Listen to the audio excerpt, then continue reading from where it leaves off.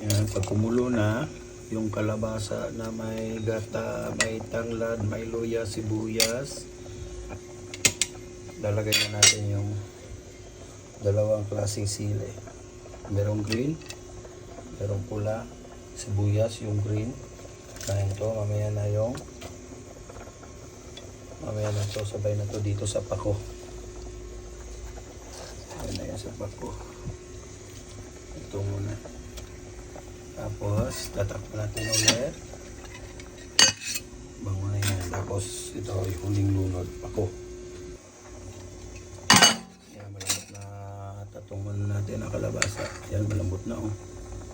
No? O na yan. Lagyan na natin yung pako. Sibuyas, dahon.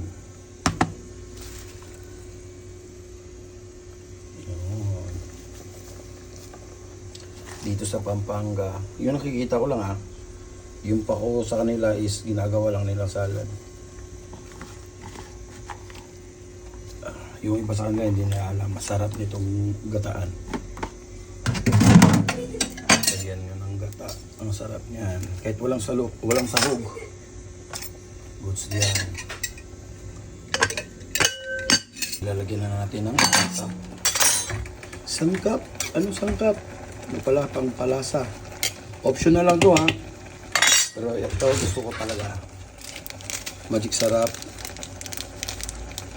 Pang pasarap. Paggata, masarap pag may betchin. Optional lang to. Para sa amin lang to eh. Masarap talaga yung mayroong ganon kasi malinam na. Tapos konting asin. Asin. Yan. Tapos halo-halo. Ayan. Ito. Ginataang pako na may kalabasa. Dahil yan. Yung alam ng iba nito, ginagawa lang salad. Pero ang sarap nitong gataan.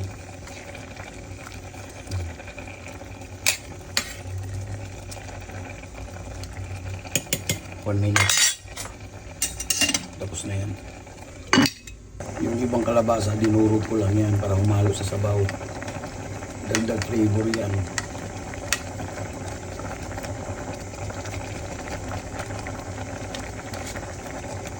Yung iba, duro-duro ko yung para humalo sa sabaw. Dagdag flavor yan. Kita mo, dumidilaw na yung sabaw niya. Sarap niyan. Okay na to. Sarap na yan. Kain na. Tara, kaon na!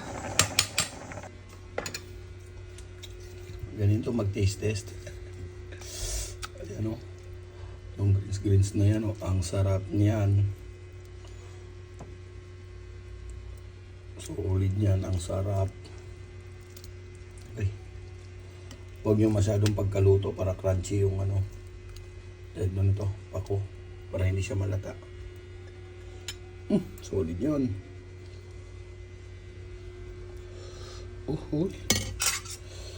Lagyan natin ang pako.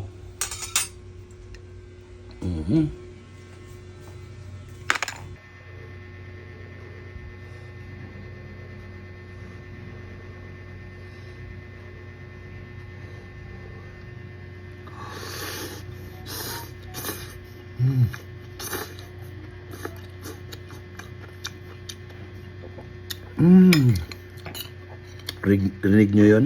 Yun.